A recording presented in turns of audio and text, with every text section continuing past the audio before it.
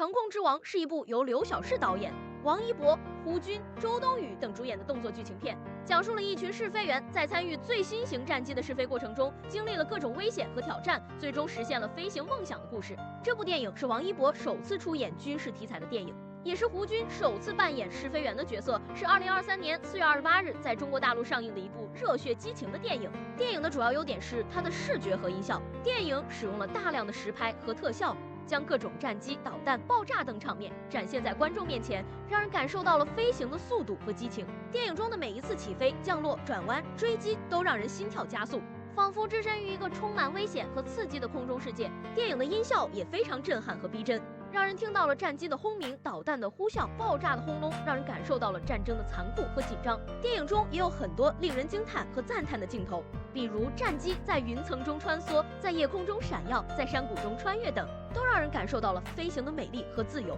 电影的主要缺点是它的剧情和人物。电影的剧情虽然不是很复杂，但是也有一些不合理和牵强的地方，比如试飞员为什么要在没有保障的情况下进行高难度的试飞？为什么试飞员在遇到危险时没有及时弹射？为什么试飞员在完成任务后没有得到应有的奖励？为什么试飞员在最后关头要进行一次生死决战？这些问题都没有得到很好的解释或者说服。电影中也有一些细节上的疏漏或者错误，比如试飞员在座舱内没有戴头盔，试飞员在高空中没有穿防寒服，试飞员在遭遇敌机时没有使用雷达或者通信等。这些细节上的问题虽然不影响整体的观影效果，但是也让人觉得有些不够专业和真实。电影中的人物也非常单薄而又刻板，没有什么发展或者变化。雷雨是一个热血而又固执的年轻人，他对飞行有着无限的热爱和执着，但是他也有着不服输和不听劝的缺点。他在电影中一直保持着这样的性格，没有什么成长或者改变。张挺是一个严肃而又负责的队长，